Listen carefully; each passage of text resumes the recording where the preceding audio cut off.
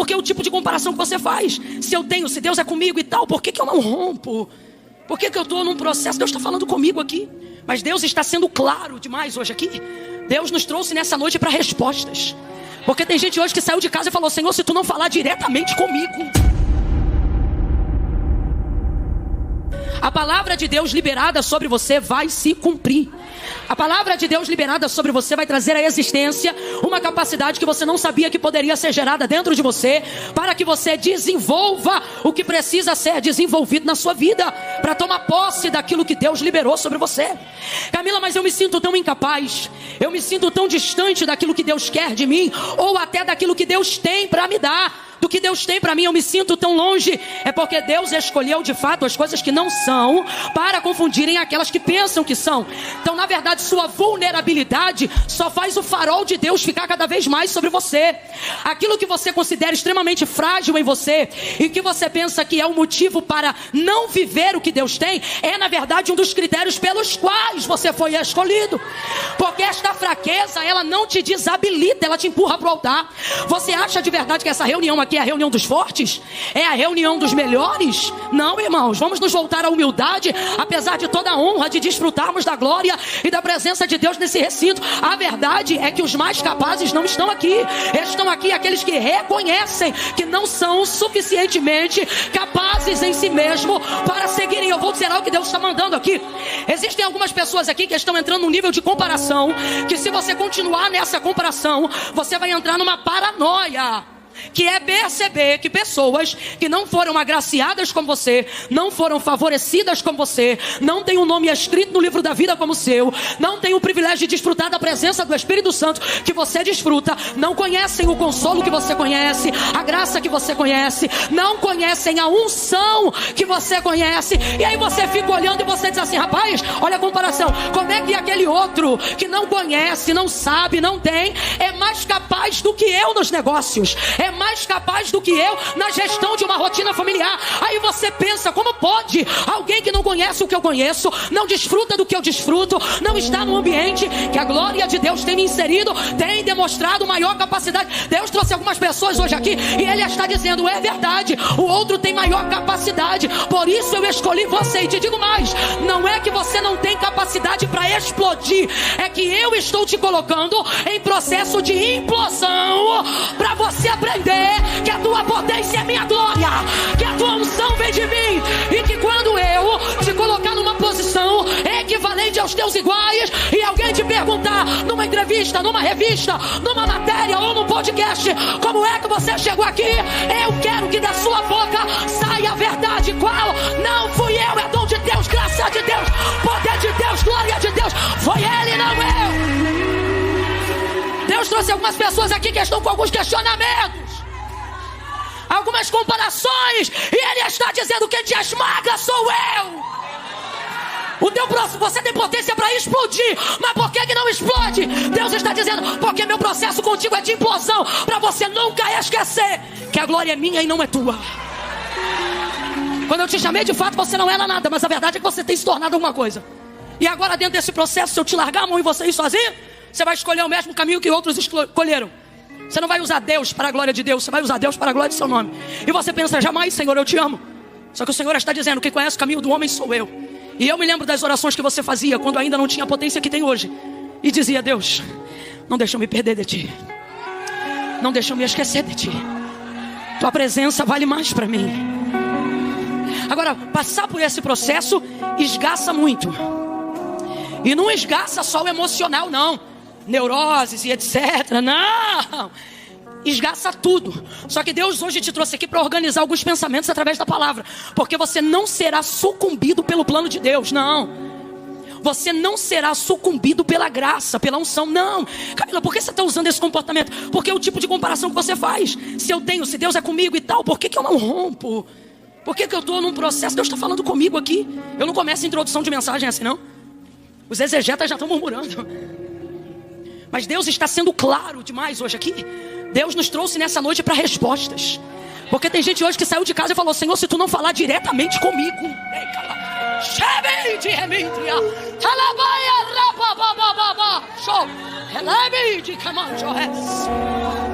processo de esmagamento, sabe?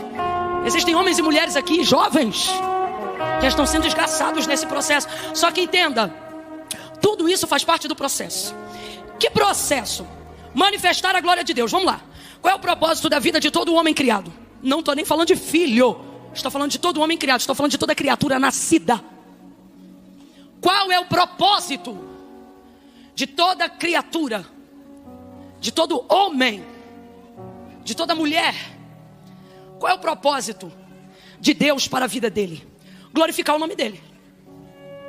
Então eu vou perguntar qual é o propósito da sua vida. Se você entendeu o que eu falei, você vai responder: glorificar o nome de Deus. Vamos lá. Qual é o propósito de Deus para a sua vida? Isso. Quem inventou isso? Camila? Não. Isso é um princípio bíblico. Porque dele, por ele. De novo. Vamos ver se você está ligado. Significa que quando Deus criou você, Ele estava pensando em quê? Deixa eu ver se você entendeu. Quando Deus criou você, você acha que Ele estava pensando em quem? Você? Se você entendeu, aqui é uma questão lógica, ok? Não precisa nem entrar com espiritualidade. Se dele, por meio dele e para ele, são todas as coisas, comece a sufocar o seu ego agora mesmo, compreendendo a primeira coisa: quando Deus me criou, Ele não estava pensando, Ele estava pensando. Se você está com raiva disso, é porque tua vaidade já está transbordando. Significa que você está muito distante do propósito. Quando eu compreendo que eu sou para a glória de Deus, não, Camila, mas a minha casa, a minha família, eu estou falando de origem de existência.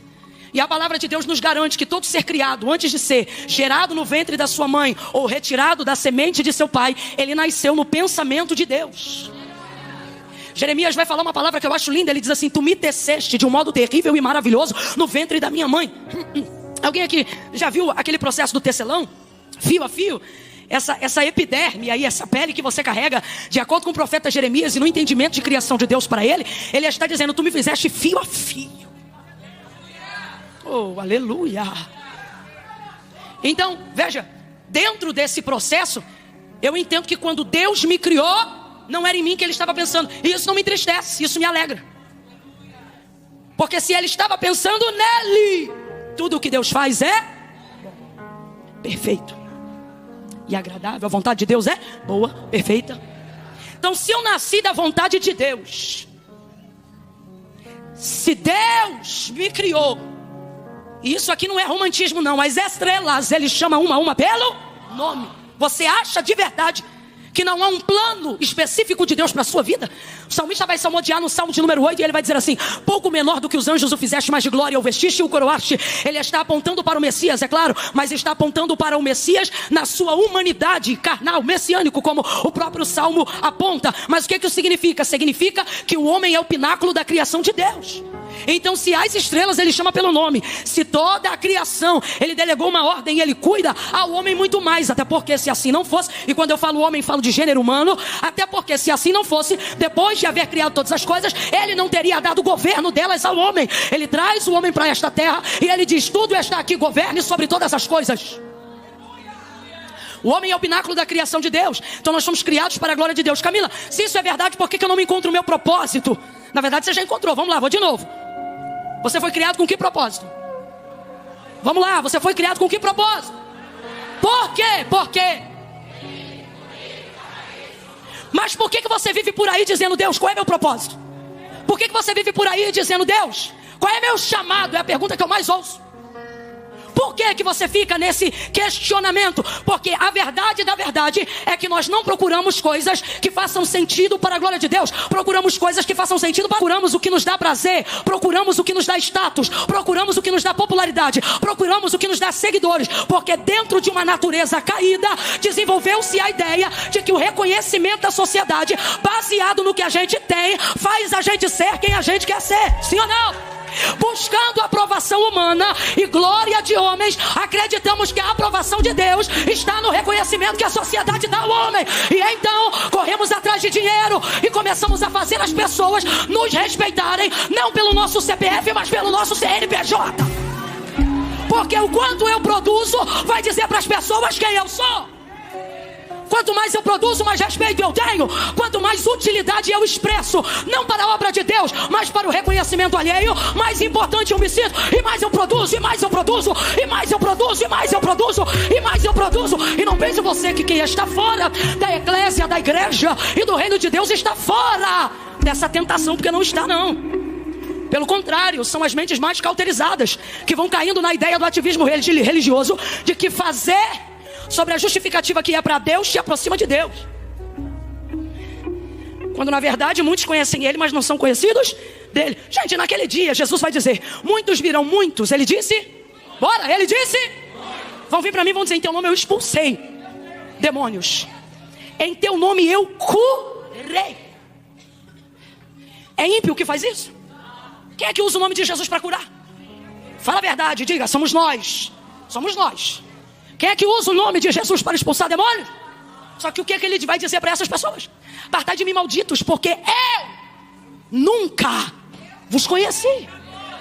Vocês me conheciam, vocês trabalhavam no uso do meu nome, mas eu nunca conheci vocês.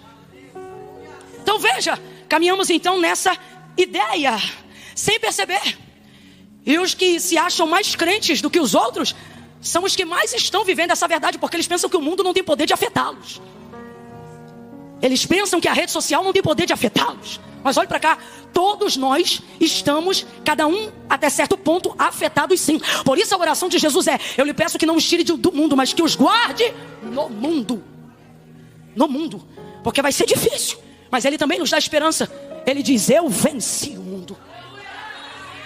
Glorie-se, pois, nisso. Então veja, então começamos a cultivar a ideia de que se formos grandes, e de que se tivermos todo o status, e a maioria normalmente pensa, e se tivermos todo o dinheiro que precisamos ter, vamos conquistar toda a alegria que queremos, e agendamos a nossa felicidade para quando conquistarmos coisas, sendo que nós somos pessoas, e pessoas não se saciam de coisas.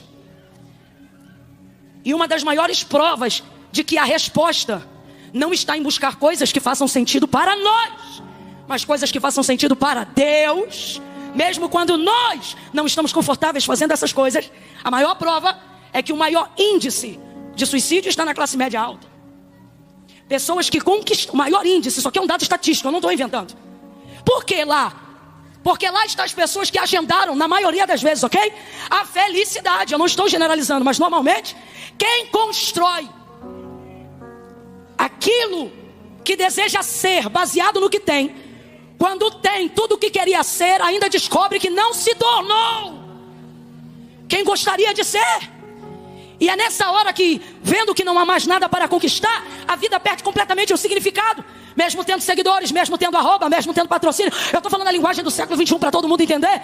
Mesmo tendo o reconhecimento do povo, mesmo tendo o apoio da massa, nada disso é suficiente. E por que não? Porque estamos numa busca desenfreada daquilo que faça sentido para nós, alinhando a nossa visão com o que o mundo pede. E sem perceber, não nos tornamos mais pessoas, mas algoritmos sociais.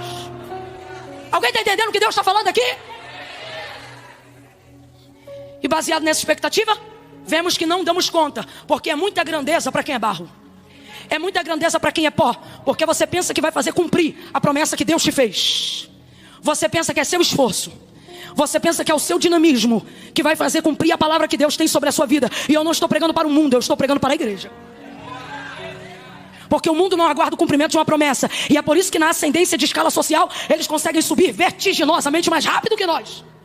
Porque eles não estão debaixo de uma palavra.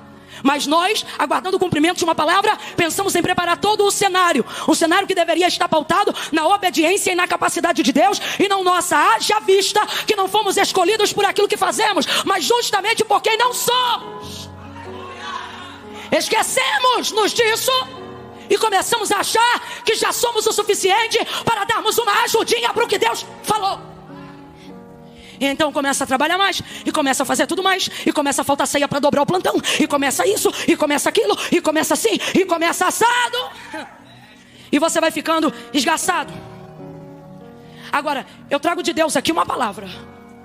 Se isso é para a glória de Deus, prepare-se. Porque vai vir compensação na saúde, vai vir compensação nas finanças, vai vir compensação na revelação da sua vida espiritual. Agora, Se isto é para respaldo e para a glória dos homens, prepare-se. O lugar mais alto que você chegar no mundo ainda estará o mais distante possível de Deus. Por isso Agostinho vai dizer algo tremendo, e é bom citarmos ele, bem aqui no mês da Reforma Protestante. Ele disse o seguinte, baseado em Mateus capítulo 16, versículo 24 em diante. Quando Jesus disse assim: se alguém quiser vir após mim, negue-se a si mesmo, tome sobre si a sua cruz e siga-me. Portanto vos digo que qualquer que me seguir para ganhar, já perdeu, mas qualquer que perdendo por amor de mim para me seguir, já ganhou. Pois que vale ao homem ganhar o mundo inteiro, se em troca disso ele perder a sua alma. Aí Agostinho vai dizer o seguinte: o céu, ele disse vamos lá, ele disse eu amo essa frase, ele dizia assim: o céu está preparado para compensar qualquer prejuízo que para herdá-lo você perder na terra, mas a terra não está preparada para compensar o prejuízo de perder o céu. Eu estou sentindo graça de Deus aqui. Deus está renovando as nossas mentes, Deus está renovando o nosso espírito. Pegue na mão de alguém aí ao seu lado agora, segure com firmeza. Deixa essa pessoa perceber que ela não entrou num ambiente de entretenimento gospel. Deixa ela perceber que Deus assentou ela do lado de um profeta, de uma profetisa do eterno. Segure a mão dessa pessoa e diga para a glória de Deus, diga para a glória de Deus. Sofrimento é treinamento, mas para a glória dos homens, para a glória dos homens. Status, prestígio é lápide para sepultura. Deus está dizendo: eu vim para te dar vida, vida com abundância, vida com plenitude. E a única maneira de você acessar isso é fazendo para a glória de Deus.